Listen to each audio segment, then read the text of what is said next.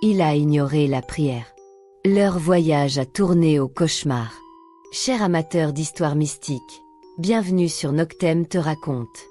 À Kimbali, 2 semaines avant Noël, la grande maison d'Ethan Okwa sentait déjà le poulet frit, des frites et la loco. Les enfants tournaient en rond comme des petits fous. Jadon, l'aîné, criait « Cette année je vais grimper jusqu'au sommet du manguier de grand-père ». Mila sautillait avec son téléphone pour faire des vidéos TikTok du village. Et le petit Noah, 5 ans, serrait déjà son ballon neuf contre lui. Pour eux, le village c'était le paradis sur terre. Mais dans la cuisine, Zara, leur maman, pliait les vêtements le cœur lourd. Elle rangeait les pulls, les chaussures, les cadeaux. Et elle priait en même temps, tout bas. Parce qu'Ethan, son mari, ne priait jamais. Pire, il se moquait. Un soir elle a essayé encore. « Ethan, juste 2 minutes de prière avant le voyage, s'il te plaît. » Il a rigolé en regardant son téléphone. « Zara, mon amour, Dieu voit mon GPS. Il sait que je pars samedi. Pas besoin de lui envoyer un texto. » Les enfants ont ri avec lui. Depuis, quand Zara s'agenouillait le matin, il faisait la grimace derrière son dos. Un soir, Ethan rentrait tard du bureau. Les rues de Kimbali étaient déjà sombres. Seuls les phares éclairaient la route. Au bord du trottoir, il a vu une vieille femme. Pagne noir, panier vide, elle levait la main très lentement, comme si elle savait qu'il allait s'arrêter. Il a freiné. Montez, maman. Elle est entrée sans bruit. L'air est devenu froid d'un coup dans la voiture. Après 5 minutes de silence total, elle a parlé d'une voix rauque. « Ce Noël, ne partez pas. Et si vous partez quand même, priez et jeûnez 3 jours avant. Il y a quelque chose de très mauvais qui vous attend sur la route. » Ethan a éclaté de rire. « Maman, on fait ce voyage tous les ans. Rien ne nous est jamais arrivé. » Elle l'a fixé avec des yeux tout blancs, comme si elle voyait à travers lui. « J'ai fini mon message. » Il l'a déposé 2 rues plus loin. En redémarrant, il a senti un frisson, mais il a mis la musique fort pour oublier. 2 jours avant le départ, Zara a réveillé tout le monde à 6 heures. On va prier avant de charger la voiture. Ethan a roulé des yeux. « Zara, on dirait qu'on va à la guerre. C'est juste le village. » Il est sorti, clé à la main, fier de son gros Range Rover noir. Il a tourné la clé, rien. Il a tourné encore, un petit bruit de mort, puis plus rien. Il a appelé le meilleur mécano de Kimbali. Le gars est venu, a tout vérifié, a même changé la batterie. Rien. Le moteur était mort, comme si on l'avait étouffé pendant la nuit. Zara a murmuré, c'est peut-être un signe. Ethan a crié, on prend le bus VIP, 1 point c'est tout. Pendant ce temps, au village, Larissa Okwa, la belle-mère d'Ethan, n'arrivait plus à dormir. Chaque année, elle voyait le gros 4x4 d'Ethan garé devant la maison familiale, les enfants qui couraient avec des baskets de marque, Ara qui distribuait des cadeaux chers. Et ses propres fils, eux, arrivaient à pied ou en moto d'occasion. La honte la rongeait. Une nuit, elle a pris son téléphone, a appelé Vanessa, sa meilleure amie. « Cette année, je ne veux plus les voir ici. Jamais. » Vanessa a répondu tout bas. « J'ai l'adresse qu'il te faut. » À minuit, les 2 femmes ont marché dans la forêt noire derrière le village. Les arbres semblaient se pencher pour écouter. Elles sont arrivées devant une case sans fenêtre. À l'intérieur, 3 vieilles femmes sandes en faisaient bouillir une marmite noire qui sentait la mort. Larissa a sorti un vieux t-shirt d'Ethan oublié l'an dernier. « Je veux qu'il n'arrive pas vivant. » Les vieilles ont ri, un rire qui donnait la chair de poule. Elles ont jeté le t-shirt dans la marmite. Le liquide à bouillonnet faisait des bulles rouges. L'une d'elles a versé du sang de poulet noir. Une autre a chuchoté des mots dans une langue que personne ne comprend. La plus vieille a levé les yeux, tout blanc. C'est fait.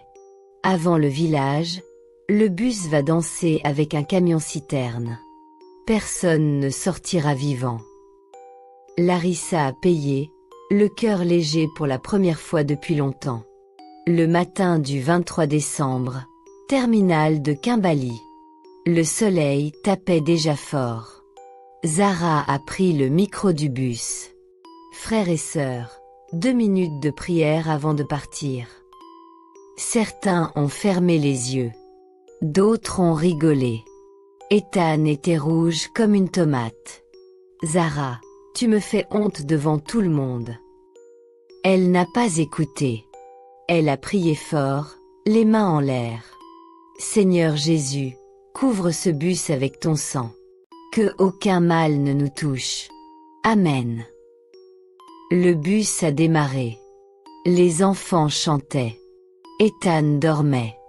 Vers midi, sur une route toute droite, le chauffeur a crié d'un coup. Les freins. Les freins ne marchent plus. Le bus a commencé à trembler comme un fou. Il zigzaguait, klaxonnait tout seul. Les gens hurlaient, pleuraient, appelaient leur maman. Un gros camion-citerne arrivait en face, énorme, lent, impossible à éviter. Zara a pris ses 3 enfants dans ses bras et a crié plus fort que tout le monde. Jésus! Jésus! Au nom de Jésus, nous ne mourrons pas aujourd'hui. Elle pleurait, mais elle ne s'arrêtait pas de crier le nom de Jésus. Le bus a percuté le camion. Un bruit énorme. Du feu partout. Des cris. Du sang. Et puis plus rien. Quand les secours sont arrivés, la route était un cauchemar. Le bus était plié en 2 comme une boîte de conserve écrasée. Le camion-citerne renversé coulait encore son carburant qui brûlait par terre en flammes bleues. L'odeur était insupportable, essence, caoutchouc fondu, sang. Les pompiers criaient, les gens pleuraient au loin. Certains passagers étaient déjà morts sur le coup, le corps tordu dans des positions impossibles. D'autres gémissaient faiblement, coincés sous les sièges. Un secouriste a vu une main d'enfant sortir des débris et bouger doucement. Il a crié. Il y a des vivants. Vite! Ils ont découpé la tôle avec des machines qui faisaient un bruit de monstre. Quand ils ont ouvert un passage, la première personne qu'ils ont vue, c'était Lara. Elle était assise par terre au milieu des débris, couverte de poussière noire, mais pas une goutte de sang sur elle. Ses 3 enfants étaient blottis contre elle, tremblants, mais vivants. Pas une égratignure. Même leurs vêtements étaient à peine déchirés. Un pompier a dit tout bas à son collègue. « C'est pas possible, regarde autour, tout le monde est cassé.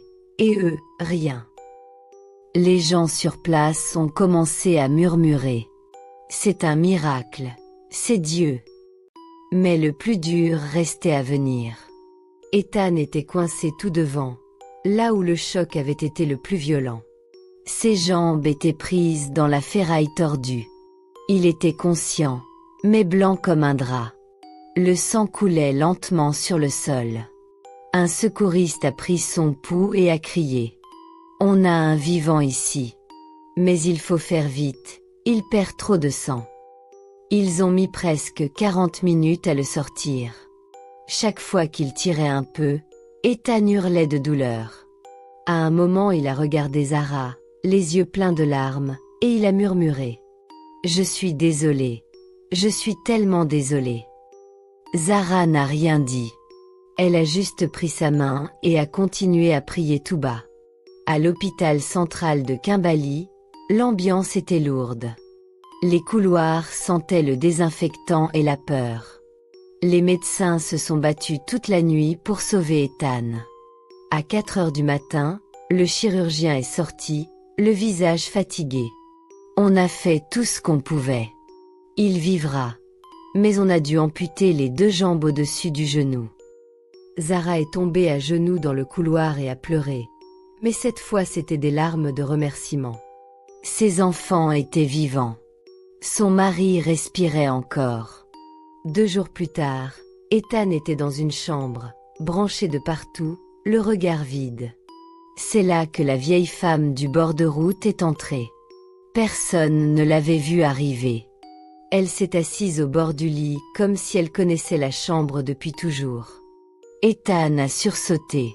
« Toi !» Elle a hoché la tête lentement. « Je t'avais dit de ne pas partir.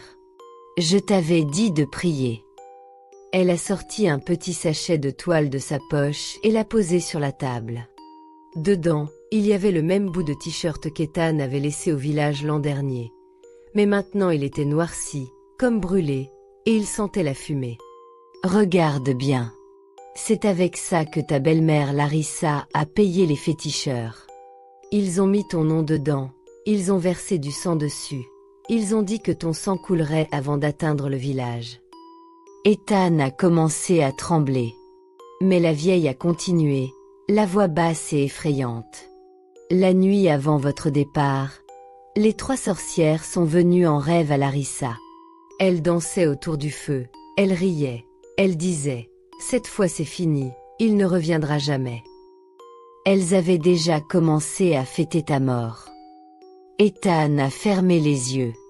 Des larmes coulaient sur ses joues. « Mais, » a repris la vieille, « il y a une chose qu'elle n'avait pas prévue.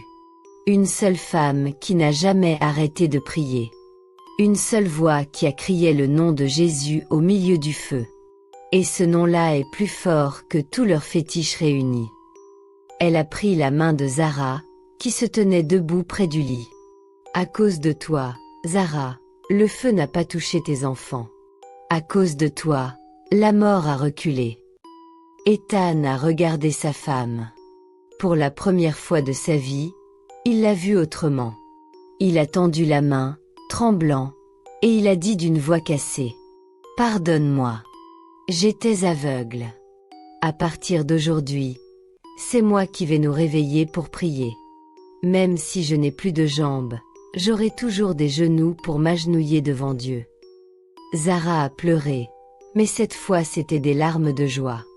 Des mois plus tard, tout Kimberly connaissait l'histoire. On racontait que la nuit de l'accident, plusieurs personnes dans le village avaient fait le même rêve. Elles voyaient Larissa danser autour d'un grand feu, mais le feu se retournait contre elle et la brûlait vive. Le lendemain matin, Larissa a eu une forte fièvre. 3 jours après, elle ne parlait plus. 1 semaine plus tard, elle est partie sans que personne ne sache vraiment pourquoi. Ethan, lui, est devenu une autre personne. Tous les matins à 5 heures pile, même en fauteuil roulant, il frappait aux portes. Famille, on prie. Pas de téléphone, pas de retard. Le dimanche, il arrivait à l'église 1 heure avant tout le monde. Il chantait si fort que les vitres tremblaient. Les gens disaient en riant. « Regardez Ethan, avant il courait plus vite que tout le monde.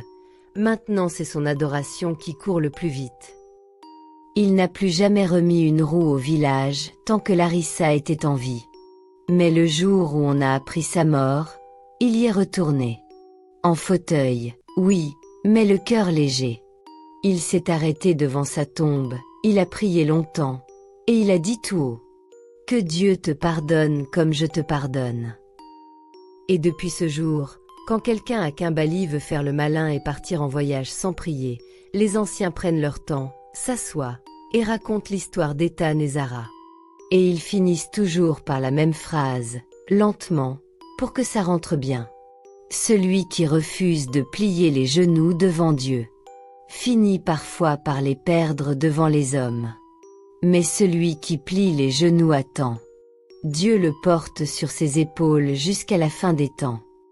Merci d'avoir regardé cette vidéo. Si tu as aimé ce conte, n'hésite pas à nous dire en commentaire depuis quel magnifique pays tu l'as regardé. Abonne-toi, like, commente et partage ce conte avec tes proches. Et surtout n'oublie pas, reste loin de l'obscurité.